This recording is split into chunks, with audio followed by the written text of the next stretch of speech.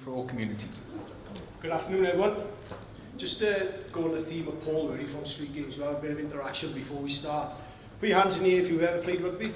Any form of rugby? Keep your hands in the air if you still play rugby. Okay, great. Just keep that thought, okay, as we're going through the presentation. My name's Gregg Woods. I'm going on from the theme this morning. I come from a beautiful, picturesque fishing hamlet of the village called Abercarn. So I'm from Gwent Valley's, passionate rugby person, and I'll take you through the journey that the Welsh Rugby Union's gone over the last 3 years, trying to make our game more inclusive, more diverse, and offering to everyone else. Jersey for us is just a term we use internally, and it's very easy to say, and I will say, as I've been leading it, it's very hard to deliver, and I'll talk to you about the sort of journey that we've gone on through. I put this first slide up really, and the picture, is not just winding English people up in the room of the Grand Slam win. It's more of, this is probably people's perception of Welsh Rugby Union. Okay, so what you see on a Saturday and in the Coliseum or the Principality Stadium, the guys winning the trophy, and then you get middle-aged men like myself, okay, with a ball in their arm. It's not a picture of me if you're looking closely, okay, but that's the sort of people's perception of what rugby is. Okay, the sort of contact element, 15 guys playing on a Saturday, 2:30, that's when the pit's closed, and we're still playing at the same time, and we still train on a Tuesday, Thursday, etc., etc. You know the story, you're experts in the sport industry. So some of the challenges national government bodies face, and us especially, this slide won't be alien to any of you really, but we know around the changing Welsh population profile. The new game formats is a real interesting one for us. So my remit within the Welsh Rugby Union is looking after everything outside of 15-a-side. Okay, so your 7s, 10s, touch, beach, tag, making our game inclusive, etc. The new game formats, although they're quite exciting, they've been quite challenging for lots of people. In our traditional game, in our 15-a-side core game, okay, because they think that we'll be taking from that to feed this, etc. So we got a real challenge there. We also have a conversation internally as well. That I got 2 young boys, okay, like myself, like with my mum, I had no choice. She took me down the rugby club as soon as I was 7-year-old. Okay, she thought I'd like the sausage, chips and beans after the game, and she was correct. But, she felt that rugby and the values that it provided would help me. I was exactly the same with my 2 young boys, and, they had no choice. You're going down to Radisson Rugby Club, you're going to play tag rugby and hope you enjoy it, and they're still playing. But are we the last generation of parents that will do that to children in Wales? I haven't got no answer to that. We have an opinion and a perception internally in Wales, but we are that last generation of parents to do that. And I think the word in the middle of that diagram is really important. It's just so much choice, which my youngsters, they can, he can watch, he tells me the Chelsea team before he's even up on Sky because he's already seen it on Instagram. The way that they interact, they don't watch television anymore. You all know that. So there's so much choice that we're fighting as a national governing body, and we want to be at the forefront of Welsh culture and sort of traditional Wales for 50, 100, 200 years time. So we got some real challenges there. So the story so far, and I think is a point that when you're trying to make it diverse and you're going into areas you're not normally interacting in, it takes time. We were the first, and I've been part of this process as well. That we were very reactive. We would, someone would email the union, can you come and deliver to this community group? Can you leave some balls? Can you leave some free t-shirts, etc.? And after 2 weeks, we'd disappear, and then we'd go. So, we just needed to be a little bit more strategic. We needed to put a bit more sort of focus and a bit of an action plan around it. And these are some of the documents here. But as you know, documents are only good as the people and the actions that are delivering them. So, going forward, the first bit I want to mention really is about our alternative offerings within rugby, and that slide demonstrates it, superbly really.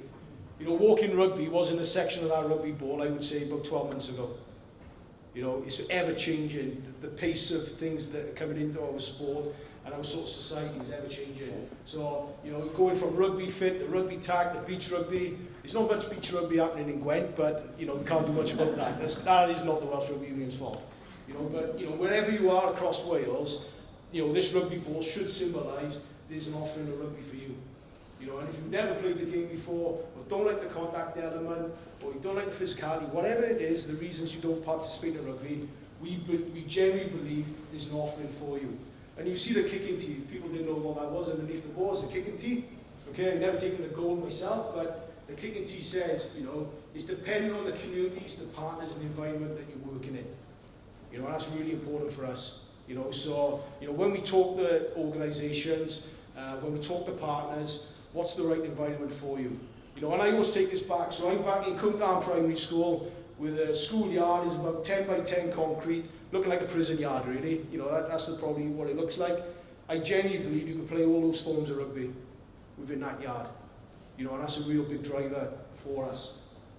And I hate doing these types of talks because I'm talking to experts and professionals in the sports and leisure industry, but these are just important points for us as a Welsh Rugby Union, and I can't talk about that. You know, for us, it's about upskilling staff, and especially board.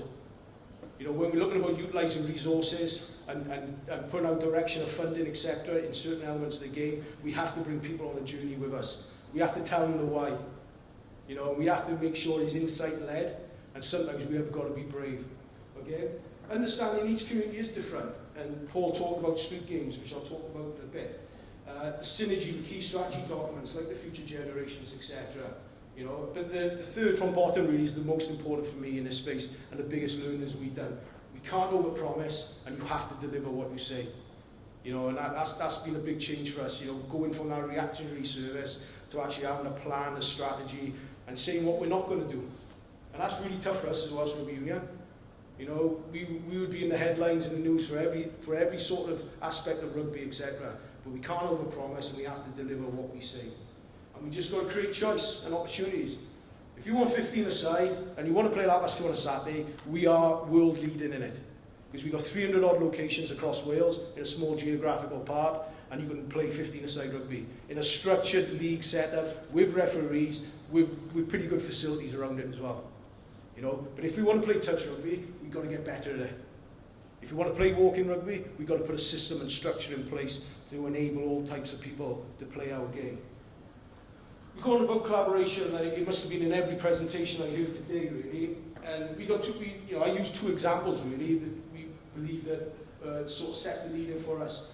And I hope you can see the detail in the sort of the street games plan on my far right as I'm looking. Making sure that it's the journey that we're doing on the, you know, working in the poverty areas. You know, 200,000 young people in poverty.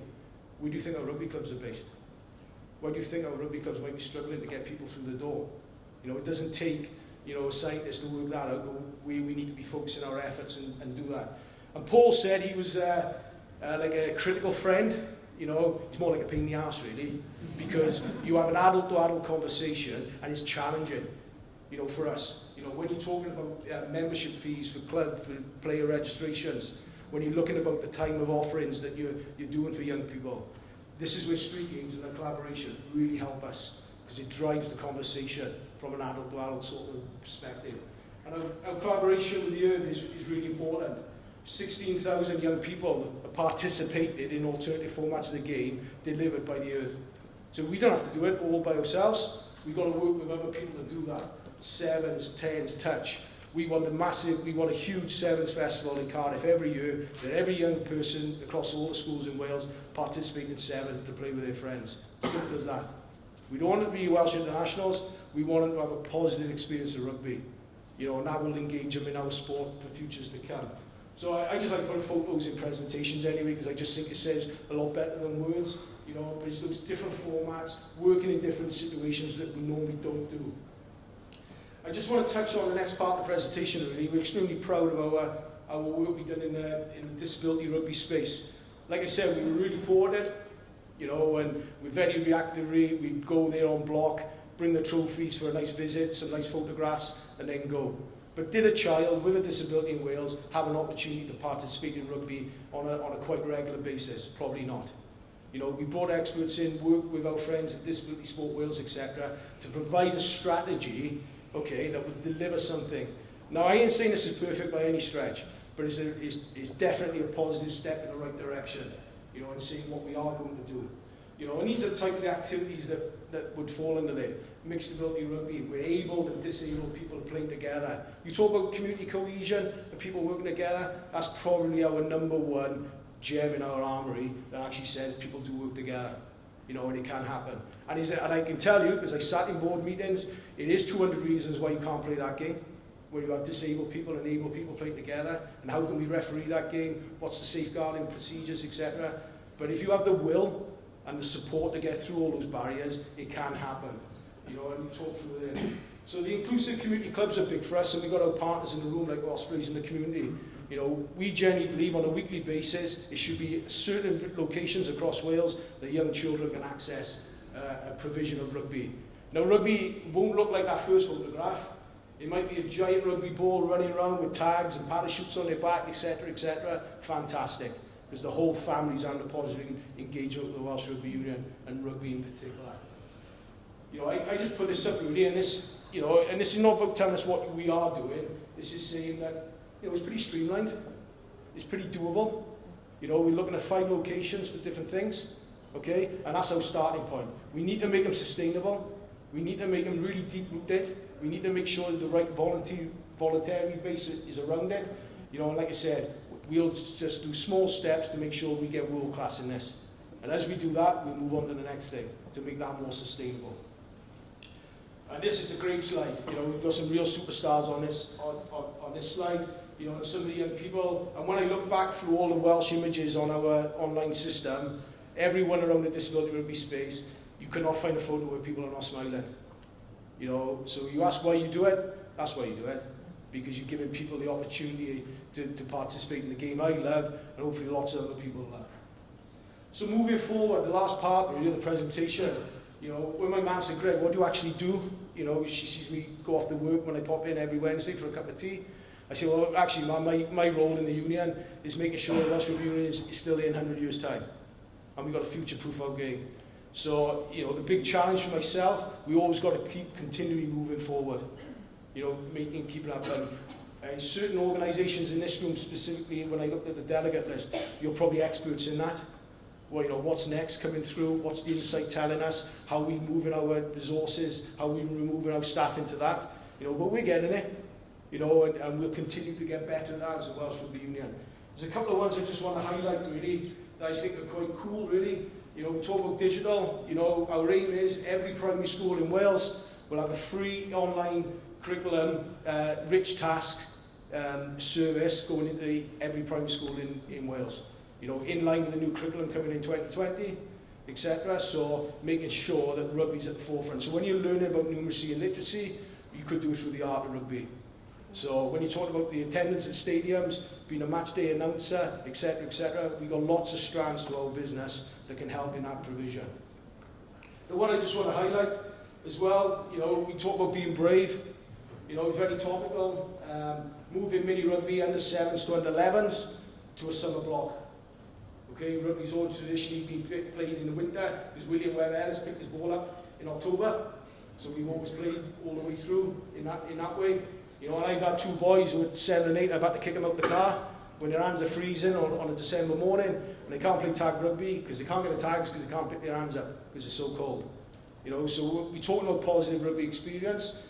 You know, this idea is just hopefully broadening the appeal. You know, so we might have a generation of them parents accessing their local sports facilities, playing on a patch of grass, a mini rugby version of the game, etc. And there's loads of opportunity in this. Collaboration with other sports, etc. You know, so like I said, you've got to be brave, and the easy thing to do is not to do it. And do what we always do. But we want to step forward and we want to go forward. So, you know, I just put this is a terrible slide, I just put a list of sort of projects really, you know, and these just highlight really, some are going to fail, and they have to fail so we can learn as a group. You know, so when we talk about rugby events and we want all girls to come that's never played the game before, and we're going to do lots of other activities, we need to get the learnings from that to make sure that we put our right offerings going forward. Club of the future. You know, what does our rugby clubs look like? You know, and this is more of a question than a statement, really. You know, we want them to be more inclusive, we want it to be modern, we want it to be shared around all different sports and community groups. You know, it's fascinating to listen to the gentleman from the FBS, you know, talking about that sort of village. you know, that village approach to it. You know, well, you know, we've got 300 rugby clubs. You know, how active they are in the day, etc., etc. You know, so there's huge opportunities there. And then just to finish off, really, so taking back from the first football slide, you know, we've already started this, but, you know, we would love this to be the vision of rugby going forward. That we still have that 50th side, we still be world champions come November, etc. Everyone got it? Okay, so we still come world champions then. You know, but there's lots of activity happening in places that are not normally rugby orientated. You know, and I think that's our duty to the nation, not just the sport, to the nation, to make sure that happens. So, you know, it's my details here in the pack. If anyone wants to get in touch in the art of collaboration, and you've got some good ideas, or you think that's rubbish, you know, please get in touch. You know, and we'll always keep on learning from them. Thank you for listening.